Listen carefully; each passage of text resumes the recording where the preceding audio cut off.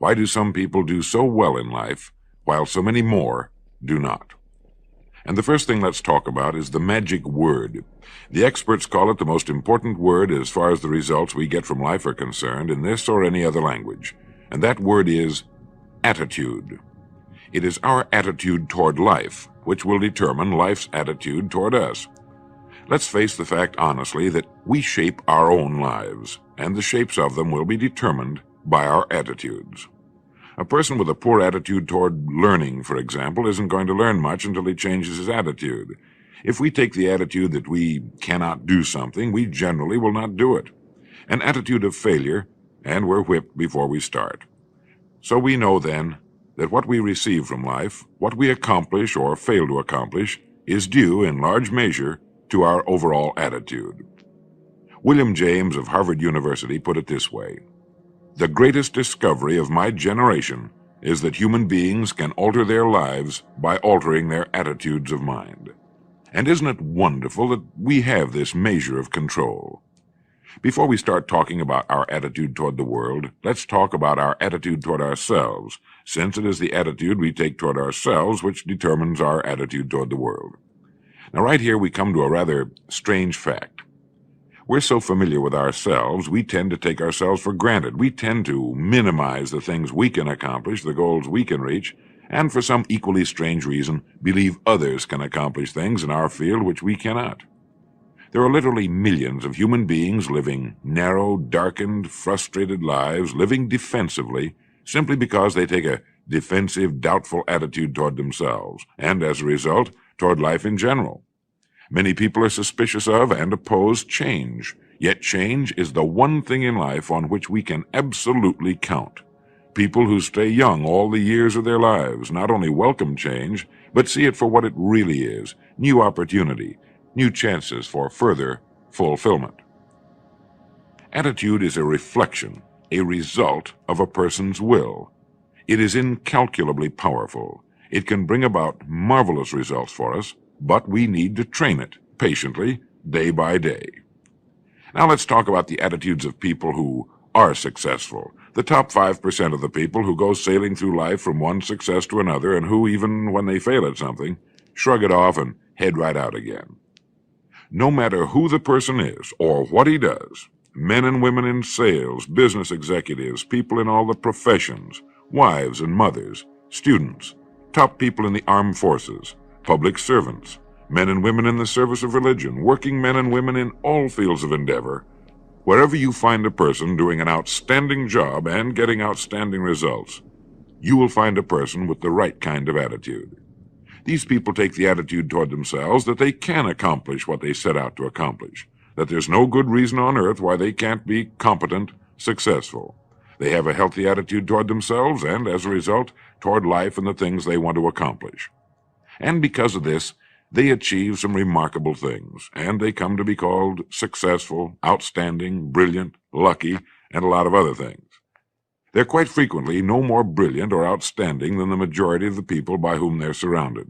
But they did develop the right attitude, and they found their accomplishments not too difficult, and many times surprisingly easy, simply because it seems that so few are really trying, really believe in themselves. Successful people come in all shapes and sizes and in widely varying degrees of intelligence, background, and so on. But they all have one thing in common. They expect more good out of life than bad. They expect to succeed more than they fail. If you want something worthwhile, take the attitude that there are a lot more reasons why you can have it than there are that you cannot, and set out to earn it. Go after it, work at it, ask for it, and 9 times out of 10, you'll get it. Our environment is really a mirror of our mental attitude. If we don't like our environment, we have to change our attitude first. Now, the world plays no favorites. It's impersonal. It doesn't care whether we change or not. Adopting a good, healthy attitude toward life doesn't affect the world and the people in it nearly as much as it affects us. It would be impossible to even estimate the number of jobs which have been lost, the number of promotions missed, the number of sales not made, the number of marriages ruined by poor attitudes. But you can number in the millions the jobs which are held but hated, the marriages which are tolerated but unhappy, all because of people who are waiting for the world and others to change toward them, instead of being big enough and wise enough to at least make a test which will prove beyond any shadow of a doubt where most or at least a big part of the trouble lies. Studies made of the lives of literally thousands of successful people have shown that they radiate confidence, assurance, they expect success, and they get success. You can spot these people by the way they walk, by the way they look and act. You can feel it about them when they enter a room. They may be short and fat, or tall and thin, or any combination in between, but they have about them the attitude of success. Right now, I want you to realize, if you don't already, that in 5 years or less, you can get right to the top of the work you're now doing.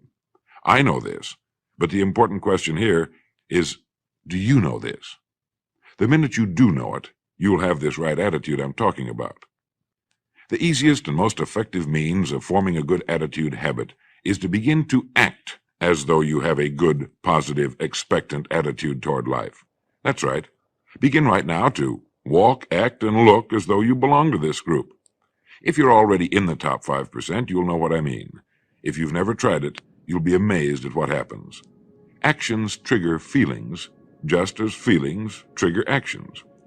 Now, let me tell you of a little test you can make which will prove beyond any shadow of a doubt that a good attitude can change a person's life as dramatically as walking from a darkened room into the bright, clear light of day.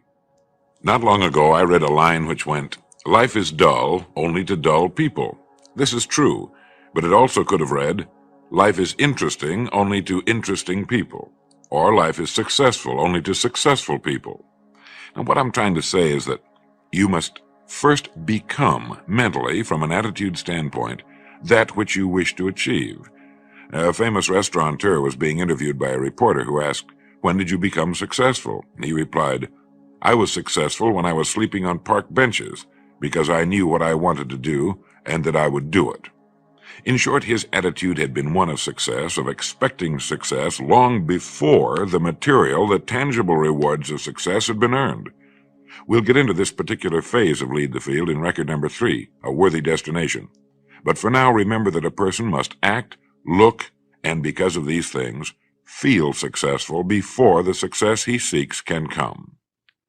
Chances are you know people who seem to be what others call lucky. All kinds of good and wonderful things seem to happen to them, and they give the impression of happily sailing through life, having a wonderful time, and getting more accomplished in a year than most people do in 5. This has been figured out fairly scientifically, and if anyone will conscientiously go about the test I'm going to recommend, and stay with it every day for the next 30 days without fail, that person can join this small, happy, and extremely productive group of people. He'll find himself becoming lucky, as they say, and most of his problems will pretty well take care of themselves. Of this you can be sure. The results will be nothing short of amazing. Now, it makes no difference how good a person's attitude has been in the past. Anything can be improved upon, and it's the small refinements upon something already good that makes it great. So here's the test. For the next 30 days, act toward the world, everything and everyone with whom you come in contact, with the attitude which represents the kind of results you want to achieve. That is, if the result you want is more success in what you're doing, act as though you are already in possession of the success you seek. If you want others to treat you with admiration and respect, treat others with admiration and respect first. Have you ever stopped to think of this? Every human being on earth is the most important human being on earth as far as he or she is concerned. You may never get anyone to admit it, but it's a fact. So for the next 30 days, treat every person with whom you come in contact as the most important person on earth, remembering as you do so that as far as that person is concerned, he is. Now, the reason I say treat everyone in this fashion is mainly because this is the way human beings ought to treat each other, and because it will help you form a habit that will bring you amazing and delightful results for the rest of your life. Have you ever noticed that the higher you go in any organization of value, the nicer the people seem to become? You see, the bigger the person, the easier it is to talk to him, to get along with him, to do business with him. Do you know why? It's because he's got a good attitude, and people with the best attitudes just naturally gravitate toward the top. So for 30 days, act toward others and the world at large in exactly the same manner you want the world and others to act toward you. Treat your wife or husband as the person he or she really is, the most important person in your life. The same with the children. Carry out into the world each morning for 30 days the kind of attitude you would have if you were the most successful human being on earth.